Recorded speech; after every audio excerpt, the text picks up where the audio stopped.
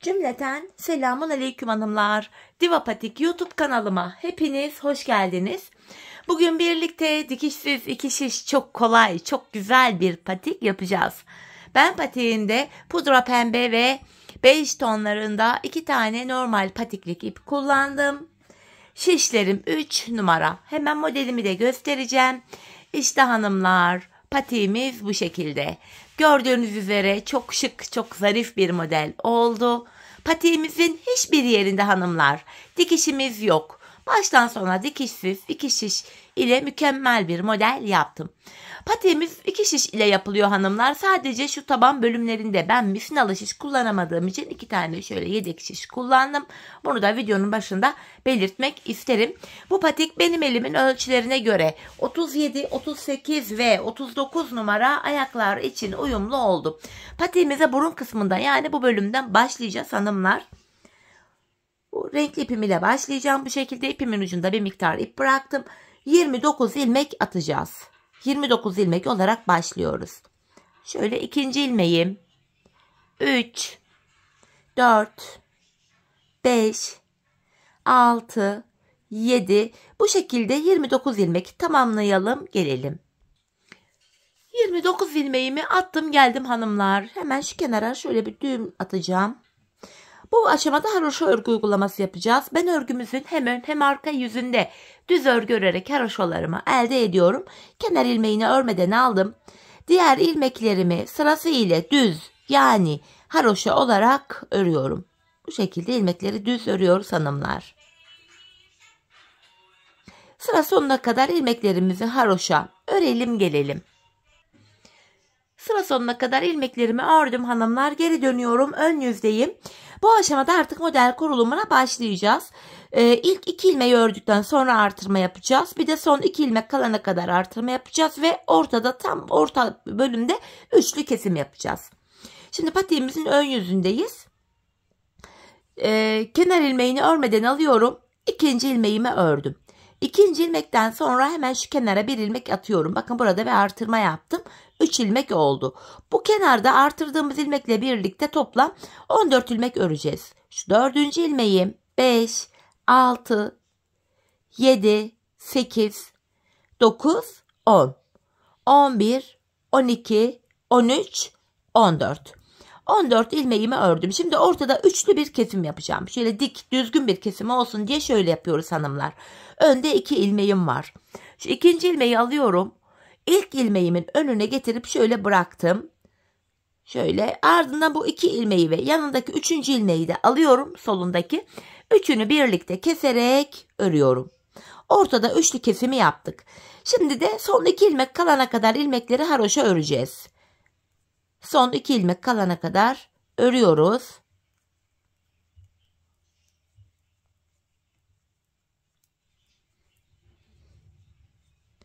Bakın son 2 ilmek.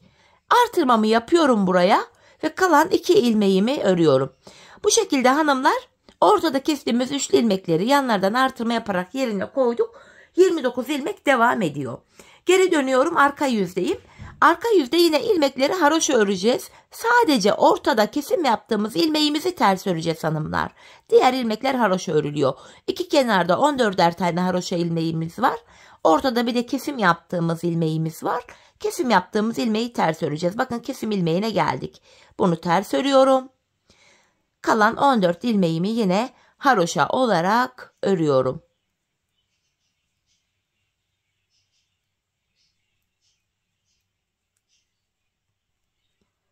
Sonuncu ilmeğimi de ördüm. Tekrar ön yüzdeyiz hanımlar. Yine aynı işleme devam edeceğiz. Kenar ilmeğini alıyorum. İkinci ilmeğimi ördüm. Hemen buraya bir artırma yaptım. 3 ilmek oldu. Şimdi 14 ilmek öreceğiz. Şu dördüncü ilmeğim 5, 6, 7, 8, 9, 10, 11, 12, 13, 14. Ortada 3 ilmeğim var. İkinci ilmeğimi alıyorum. İlkinin yine önüne getirdim. Bu 2 ilmeği ve solundaki bir ilmeği de alıyorum. Üçünü kesim yapıyorum. Her defasında yapacağımız işlem bu. 2 ilmek öreceğiz, artıracağız. Buraya 14 ilmek ördükten sonra ortada üçlü bir kesim yapacağız. Şimdi diğer ilmeklerimi son 2 ilmeğim kalana kadar haroşa örmeye devam ediyorum. Bakın son 2 ilmeğim kaldı. Hemen buraya da artırmamı yaptım ve son 2 ilmeğimi yine haroşa örüyorum. Bu şekilde. Geri dönüyorum, yine arka yüzdeyim. Arka yüzde yine kenarlardaki 14'er ilmek haroşamızı haroşa öreceğiz. Sadece ortadaki bir kesim yaptığımız tek ilmeği arka yüzde ters öreceğiz. Bu şekilde devam ediyorum. Kesim yaptığım ilmeğime geldim, bakın. Bunu ters ördüm. Ve kalan 14 ilmeğimi yine haroşa örüyorum. Model bitene kadar arka yüzde ilmekler bu şekilde örülecek.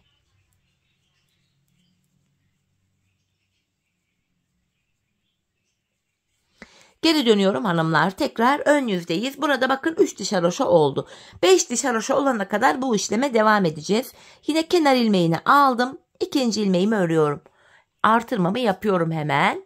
3 ilmek oldu kenarda. Şu 4. ilmeğim 5, 6, 7, 8, 9, 10, 11, 12, 13, 14 ilmek ördüm. Yine ortada üçlü bir kesim yapacağım. Şu tam ortadaki ilmeğimi ilk ilmeğimin önüne bırakıyorum. Bu 2 ilmeği ve solundaki bir ilmeği de aldım. Üçünü birlikte keserek örüyorum. Bu şekilde. Şimdi hanımlar son 2 ilmeğim kalana kadar öreceğim. Bu şekilde. Son 2 ilmeğim kaldı. Hemen artırmamı yapıyorum ve kalan 2 ilmeğimi örüyorum. Geri dönüyorum. Yine arka yüzdeyiz. Arka yüzde tekrar aynı işleme devam ediyoruz hanımlar. Kenardaki 14 haroşamı öreceğim. Ortadaki kesim yaptığım tek ilmeğimi ters öreceğim sadece. Bu şekilde. Bakın ortadaki ilmeğime geldim. Bunu ters örüyorum. Ve kalan 14 haroşa ilmeğimi düz olarak örüyorum.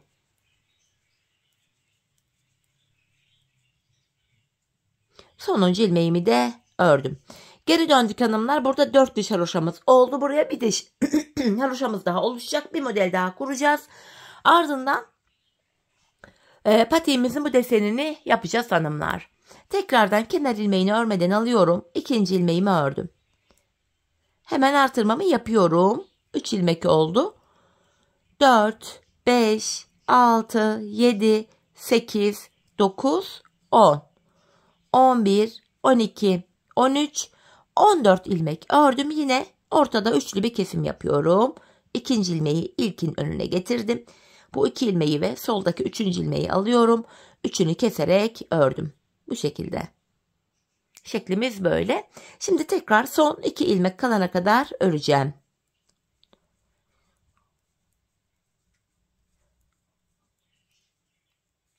Bakın son 2 ilmek kaldı. Artırmamı yapıyorum. Kalan 2 ilmeğimi düz örüyorum. Arka yüze döndüğümüzde de hanımlar yine kenarlardaki haroşalarımızı haroşa öreceğiz.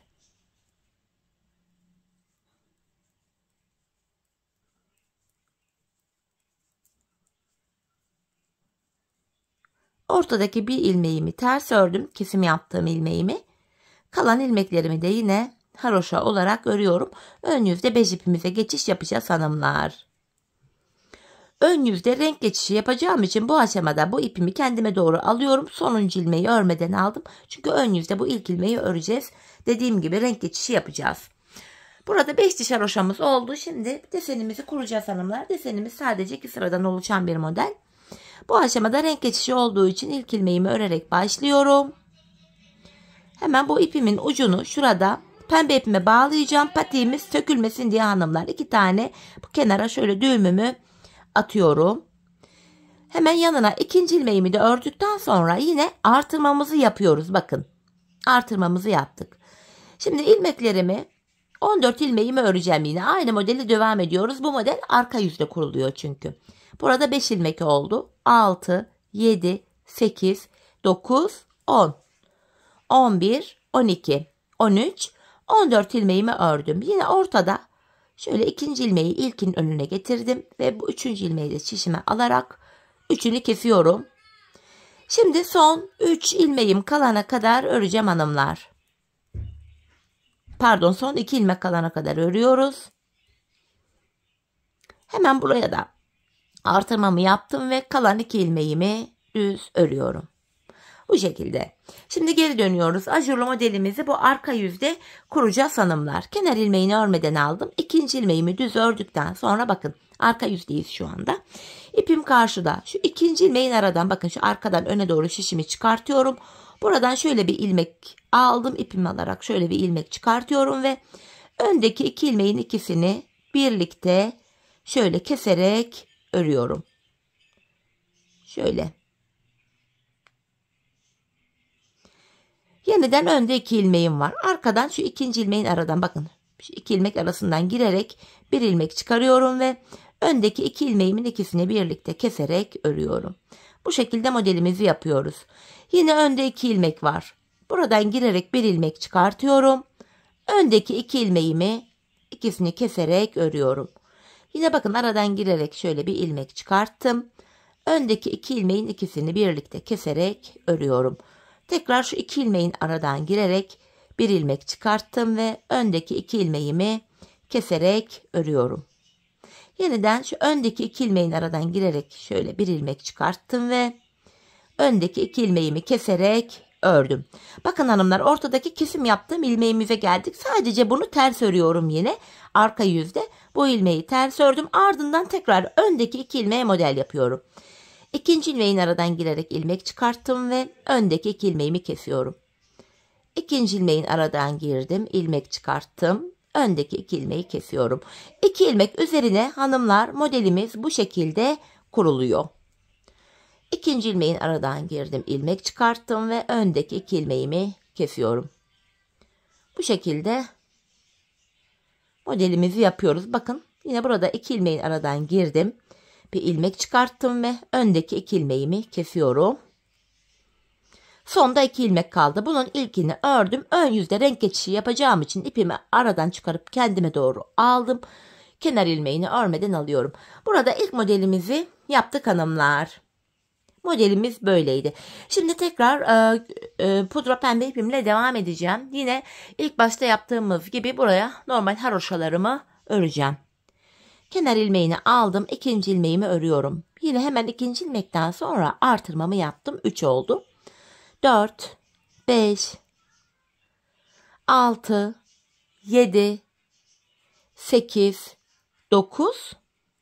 Bu ilmekleri sırasıyla örüyoruz gördüğünüz gibi. 10, 11, 12, 13, 14 ilmeğimi ördüm. Şimdi tekrardan önde üçlü bir kesim yapacağım. Bakın şu ortadaki ilmeğimi ilk ilmeğimin önüne bırakıyorum. Bu 2 ilmeği ve hemen soldan da bir ilmeği alarak üçünü kesiyorum. Şimdi yine son 2 ilmek kalana kadar ilmeklerimi haroşa öreceğim. Model yaptığımız bej ilmekleri de yine sırasıyla haroşa yani düz olarak örüyoruz. Bu şekilde. Bakın son 2 ilmeğim kaldı. Hemen artırmamı yapıyorum ve kalan 2 ilmeğimi örüyorum. Bu şekilde hanımlar ilk modelimizi gördüğünüz gibi oluşturduk. Arka yüzde yine yapacağımız işlem aynı. İlmekleri haroşa örüyoruz hanımlar. Kenardaki 14 ilmeğimizi haroşa örüyoruz.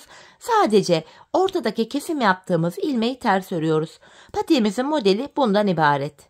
Ortada kesim yapıyoruz. Sağ ve sol kenarda da artırma yapıyoruz. 29 ilmek üzerinden patiğimizi örüyoruz.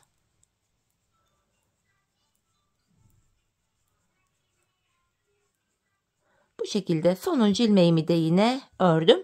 Baktığımızda burada bu pudra pembe ipimizle bir diş haroşa oluştu. Modelde şöyle model aralarına baktığımızda hanımlar bu bej modellerin aralarında 3'er diş haroşamız oluyor. Pudra rengi ipimiz ile buraya 3 diş haroşamızı öreceğiz. Ardından tekrardan bu ilk sırada yaptığımız bu bej modelin aynısını ikinci kez kuracağız. Sayı aynı, her şey aynı. Aynı şekilde kuracağız. Ardından yine 3 diş haroşa yapacağız. Aynı modeli 3. kez kuracağız. Ardından tekrar yine 3 diş haroşa öreceğiz. Aynı modeli, bej modeli tekrar kuracağız. Toplamda 4 tane bej modelimizi kurduktan sonra yine pudra pembe ipimiz ile 3 diş haroşamızı model kurarak yapacağız hanımlar. Sonra bilek bölümüne geçeceğiz. Şimdi patiğimizin ön bölümünü hep birlikte bu dediğim yere kadar tamamlayalım gelelim. Ardından bilek bölümünde kesimlerimiz var. Sizlere onu anlatacağım. Evet hanımlar, patiğimin ön bölümünü tamamladım, geldim. Bu bej rengi desenimden toplamda 4 tane yaptım. Desenden sonra 3 diş yine haroşamı ördüm pudra pembe ipim ile. Şimdi bilek kesimini yapacağız hanımlar. Şu kenar ilmeğini yine örmeden aldım. İlmeklerimi düz, yani haroşa öreceğim. 13 ilmeğimi öreceğim. 3, 4, 5, 6, 7, 8, 9, 10, 11, 12, 13. 13 ilmek ördüm. Şimdi ortadan 3 ilmek keseceğim. İkişer ikişer toplayarak kesiyorum. Şu birinci kesimim. Şu 2. Şu da 3. 3 ilmek kestim. Baktığımızda burada da yine 3, 6, 9, 12, 13 ilmek kaldı. Şimdi bu 13 ilmek üzerinden patiğimizin sol kenarını öreceğiz hanımlar. Haroşaya devam ediyoruz. Sağ taraftaki 13 ilmek şimdilik bekleyecek. Şu ilk ilmeği aldım. İlmeklerimi haroşa olarak örüyorum. Sonuncu ilmeği de ördüm. Geri dönüyorum. Yine arka yüzde de bu 13 ilmeğimi haroşa öreceğim.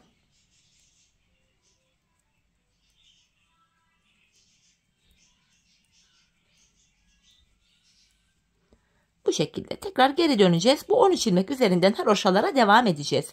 Şöyle baktığımızda hanımlar bej rengi desenden sonra şu kenarımızda 4 diş haroşamız oldu. Ben patiğimin şu kenarına bej rengi desenden sonra 17 diş haroşa ördüm. Benim ölçülerime göre tam oldu. Bu aşamada hanımlar sizlere bu haroşaları tamamladıktan sonra mezura ile ölçüyü vereceğim. Şimdi dediğim gibi ben buraya bu bej desenimden sonra şu tek tek haroşaları saydığımızda 17 diş haroşa ördüm. Bu şekilde şu anda 4 tane oldu. Gördüğünüz gibi ben buraya 13 diş haroşamı daha öreceğim. Şimdi ben bu kenarımızı tamamlayacağım. Geleceğim, ardından sizlere tam ölçüyü mezura ile göstereceğim. Evet hanımlar, patiğimizin bu kenarında şurada toplam 17 diş haroşam olana kadar ördüm geldim. Sizlere hemen mezura ile ölçüyü vereceğim. Bakın hanımlar, ölçüyü şu burundan alarak tutuyorum şöyle. Bu şekilde bakın, tam o burun kısmına, şu uç kısmına sıfırlıyorum mezuramı. Ölçüm 19 santim. 19 santim olarak örmüşüm. Eğer sizinki 19 santim olmadıysa hani buraya birkaç sıra daha haroşa örebilirsiniz. Ölçüyü tam tutturmak için. Şimdi bu aşamada ön yüzdeyim. İlmeklerimizi keseceğim artık. Patiğimizin sol kenarını bitirdik çünkü. İlmeklerimizi ikişer ikişer toplayarak böyle gevşek, esnek bir şekilde keseceğiz.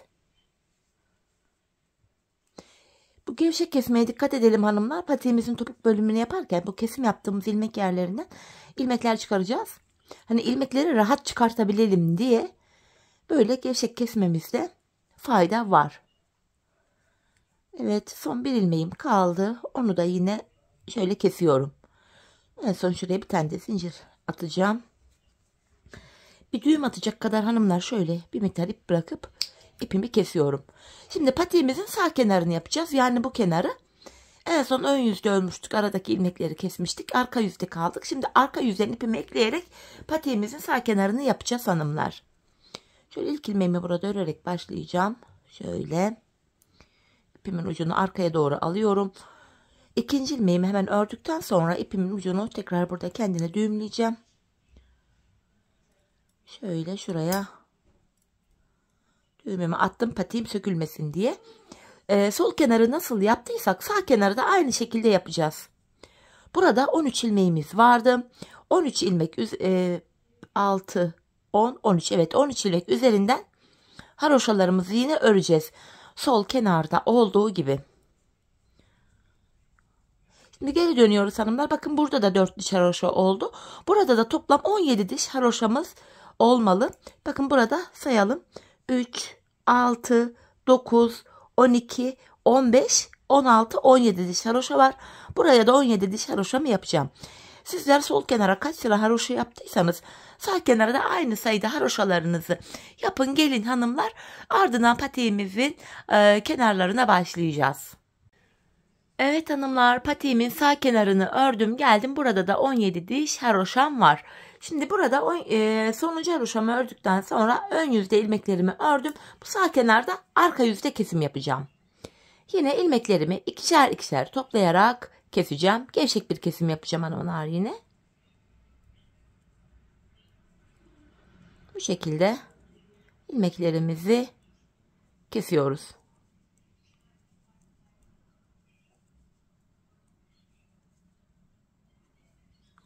Buraya açılmasın, kenarımız sağlam olsun diye şöyle 2 tane sıkı bir zincir çektim. İpimi kesiyorum.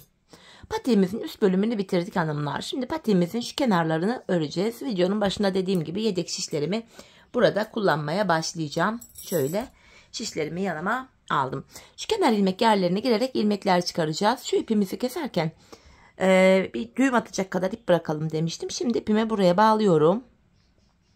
Kenarlardan ilmekler çıkaracağım hanımlar. Şöyle. Şişimi alıyorum. Burada misinalı şiş de kullanabilirsiniz hanımlar. Bakın sırayla kenar ilmek yerlerine girerek şöyle ilmeğin 2 kanadına birden girerek ilmekler çıkarıyorum. Bakın 4 ilmeğim oldu. Şu 5. ilmeğim. Şu 6, 7, 8, 9, 10. Bu şekilde ilmekler çıkaracağız hanımlar. Patiğimizin bu kenarında şöyle dolanacağız. Şu burun kısmına geleceğiz. Diğer kenarlara derken diğer uca kadar ilmekler çıkaracağız. Toplamda 98 ilmek çıkaracağız hanımlar. Ben bu yedek şişlerle çıkaracağım için bu kenara 98 ilmek demiştim. Bu kenara 45 ilmek çıkaracağım. Bu kenara da 45 ilmek çıkaracağım. Burun kısmına 8 ilmek çıkaracağım. 3 şişe.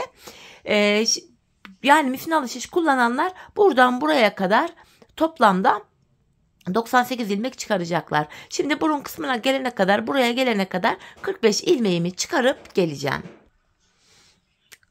Evet hanımlar, buradan 45 ilmek çıkardım. Şimdi diğer şişimi alıyorum. Bu orta kısımdan da 8 ilmek çıkaracağım. Burun kısmına 8 ilmek olarak başlayacağız.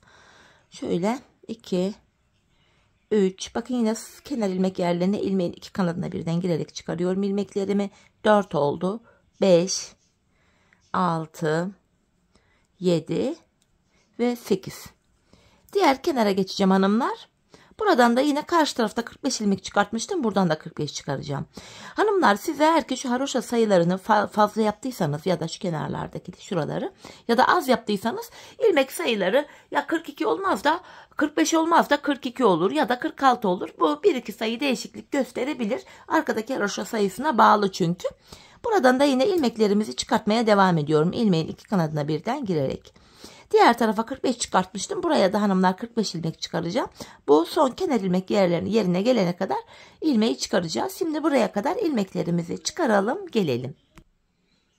Evet, bu kenardan da 45 ilmeğimi çıkarttım, geldim hanımlar. Geri dönüyorum. Arka yüzdeyiz. Haroşa düşecek hanımlar burası. Kenar ilmeğini örmeden alıyorum.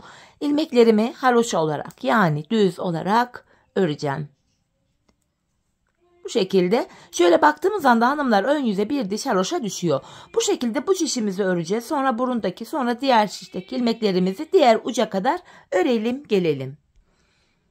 Evet hanımlar, diğer uca kadar ilmeklerimi ördüm. Baktığımızda burada bir diş haroşa oldu. Burada toplam 3 diş haroşamızın olması gerekiyor. Yani şu bölümde bakın burada 1, 2, 3 diş haroşamız var. Diğer uca kadar öreceğiz. Ardından geri döneceğiz. Bir diş haroşa daha olacak. Tekrar diğer uca kadar öreceğiz. Geri döneceğiz. Yine ilmekleri öreceğiz. Böylece burada 3 diş haroşamız olacak. Şimdi 3 diş haroşamız olana kadar patiğimizin kenarını örelim, gelelim. Evet hanımlar, bu kenarlarda bakın 3'er diş haroşam oluştu. Bu şekilde.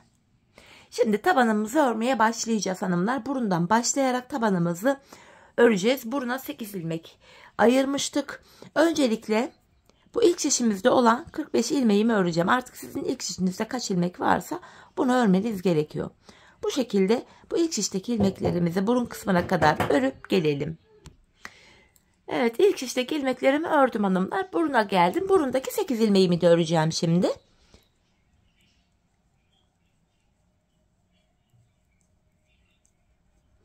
Şu 8. ilmeğim. Ardından bu tabanda hanımlar 14 ilmek olana kadar yanlardan ilmekler alacağız işimize. 8 ilmeğimi ördüm. Yan tarafta 2 ilmeği keserek örüyorum. Bu kesim yaptığım bir ilmeği orta kısma ekledim. Ortada 9 ilmeğimiz oldu.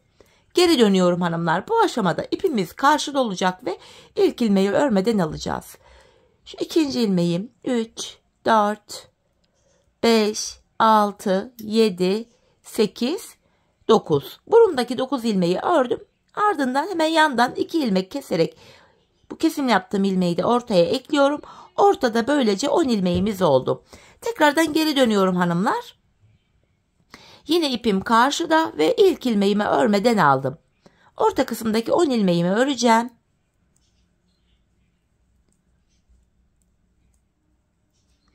Ve yine şişimden böyle ikili ilmek keserek örüyorum. Bunu da ortaya ekledim. Ortada 11 ilmek oldu. Geri dönüyorum. Yine ipim karşıda, ilk ilmeğimi örmeden aldım. Bu ortadaki 11 ilmeğimi öreceğim.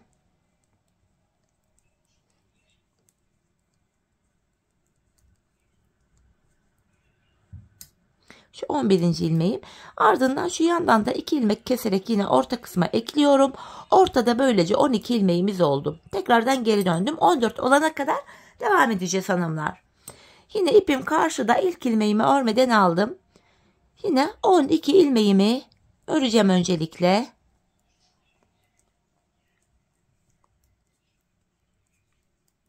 Şu 12. ilmeğim ve tekrar yan taraftan 2 ilmeği keserek ortaya ekledim. Ortada 13 ilmeğim oldu. Geri dönüyorum. Yine ipim karşıda ve ilk ilmeği örmeden aldım. 13 ilmeğimi öreceğim. Ardından yan taraftaki şişten 2 ilmek keserek ortaya ekleyeceğim. Böylece 14 ilmek olacak.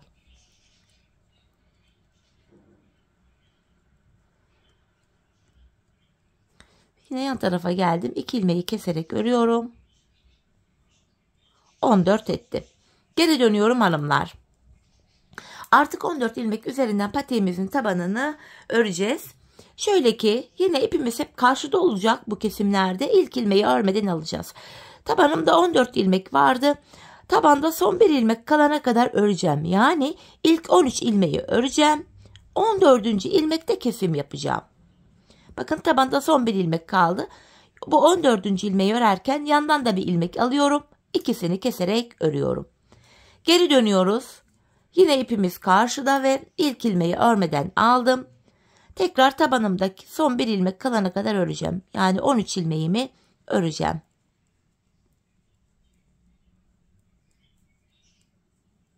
Bakın son bir ilmek kaldı. Bunu örerken yandan da bir ilmek alıyorum. İkisini keserek örüyorum. Yapacağımız işlem böyle hanımlar. Bir sıra daha yapalım birlikte. Yine ipim karşıda, ilk ilmeğimi örmeden aldım. Tekrar 13 ilmeğimi örüyorum.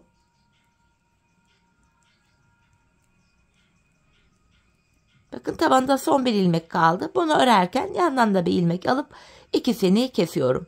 Tekrar geri döndüm. İpim karşıda, ilk ilmeği örmeden aldım. Son bir ilmeğim kalana kadar öreceğim yine.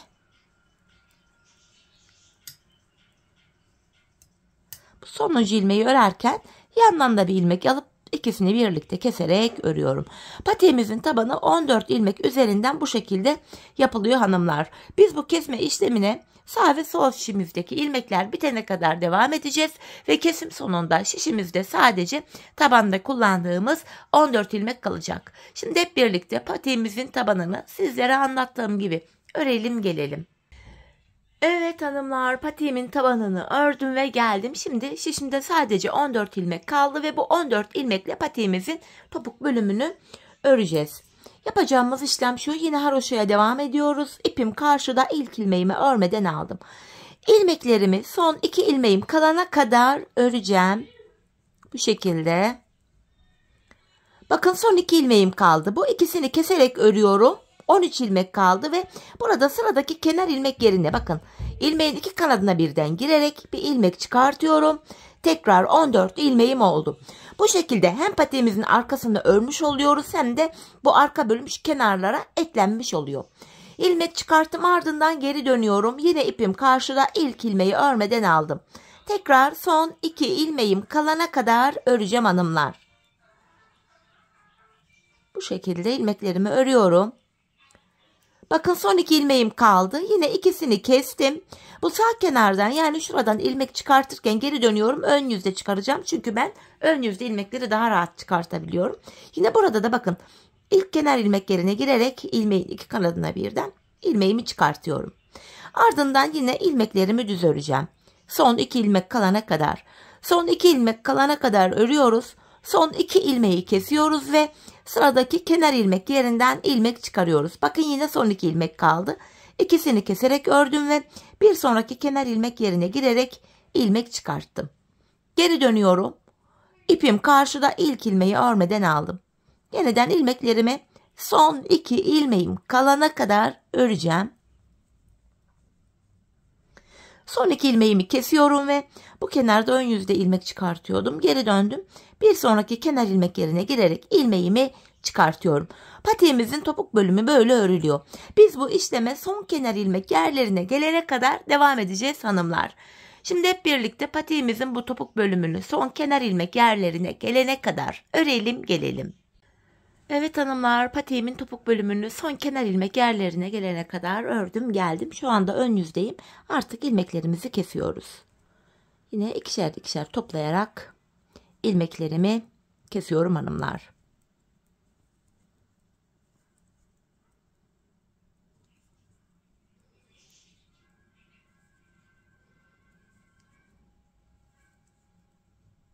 Son bir ilmeğim kaldı. Onu da yine kestim. Bu aşamada şu kenarda tümsek bir görüntüm olmasın diye bakın hemen şöyle dibine batarak buraya bir sık iğne oluşturuyorum. Kenarını düzledik. Patiğimizi bitirdik hanımlar. Patiğimize ben şöyle 2 sıradan oluşan bir kenar oyası yaptım. Yine aynı ipimizle tığ ile yapacağız bu kenar oyamızı. Trabzan yapacağız. Öncelikle şuraya 2 tane zincir çekeceğim. 1, 2. Şimdi ipimi tığıma doluyorum. Hemen öndeki bakın sıradaki kenar ilmek yerine ilmeğin 2 kanadına birden girerek buradan bir ilmek çıkarttım. Bunu 2 seferde çıkıyorum. Şimdi bir zincir çekiyorum. İpimi tığıma doladım.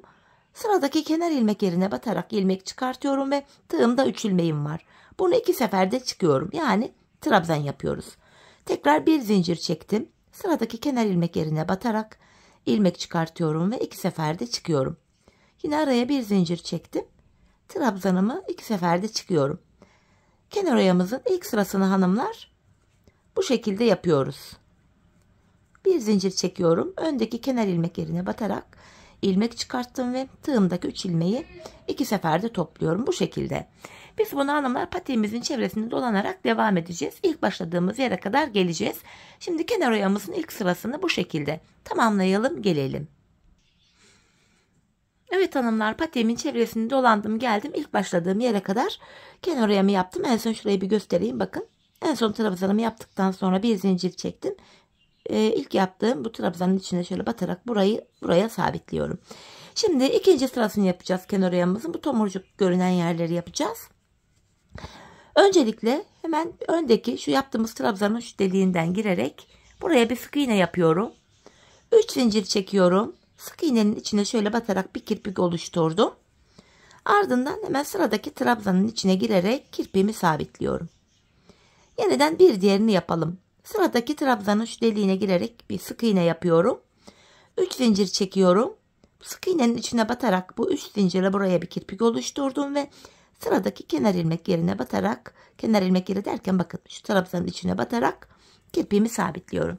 Bir tane daha yapalım. Yine sıradaki trabzanın deliğine girerek şöyle sık iğne oluşturuyorum. 3 zincir çekiyorum. Sık iğnenin içine şöyle batarak bir kirpik oluşturuyorum ve sıradaki trabzanın içine girerek kirpiğimi sabitliyorum.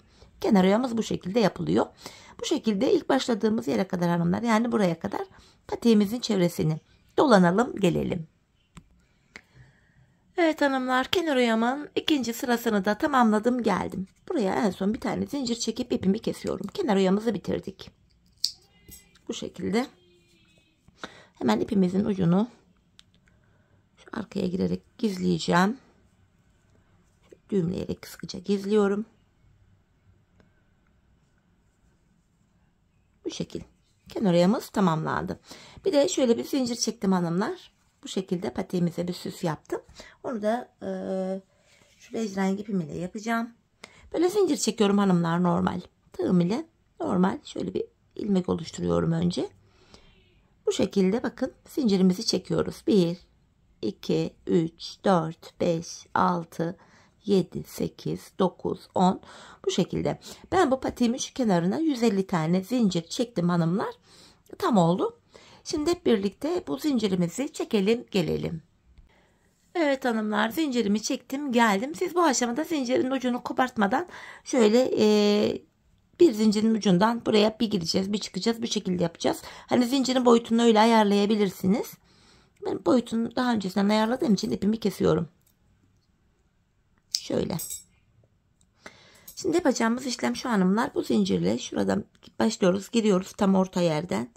Şöyle zincirimi çıkarıyorum. Bu trabzanların içinden hanımlar bir içten bir dıştan girerek zinciri yerleştiriyoruz. Bakın. Girerek şöyle zinciri trabzanların arasından sırasıyla bir içeri bir dışarı olacak şekilde şöyle dolandırıyoruz. Kenar bağcığımızı bu şekilde yapıyoruz hanımlar.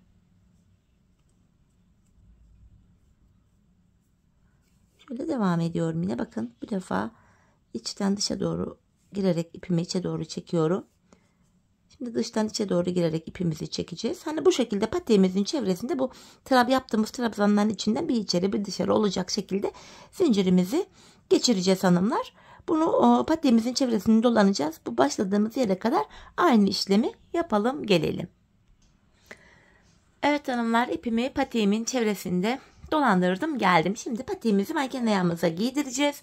Bakın hanımlar, giydirmeden önce göstereyim. Haroşa örgü olduğu için gayet esnek bir patik. Ayağı saran bir yapısı var. Şöyle hemen manken ayağıma giydireyim. Gayet güzel, şık, çok zarif bir patik oldu hanımlar. Hem çeyiz için çok uygun hem de günlük kullanım için oldukça uygun bir model. Ben çok beğenerek, severek yaptım. Umarım sizler de benimle birlikte beğenerek, severek yaparsınız. Hemen manken ayağıma giydirdim patiğimi. Şöyle bağcığımızı bağlayacağım. Ve fiyonk şeklinde bağlıyorum hanımlar. Bu şekilde patiğimize gayet güzel, şirin bir hava kattı bu bağcıklarımız. Ben diğerinin uçlarını da şöyle aradan sokarak arka tarafa götürmüştüm. Dilediğiniz gibi kullanabilirsiniz sizler. Evet, patiğimizin hemen tabanı bu şekilde. Kenarları, bakın topuk kısmı, bileği, modelimiz bu şekilde oldu. Evet hanımlar, yine birlikte güzel bir modelin daha sonuna geldik. Umarım sizlere faydalı, hoş bir video olmuştur. Yeni modellerde, yeni videolarda buluşmak dileğiyle. Şimdilik hoşça kalın, sağlıcakla kalın.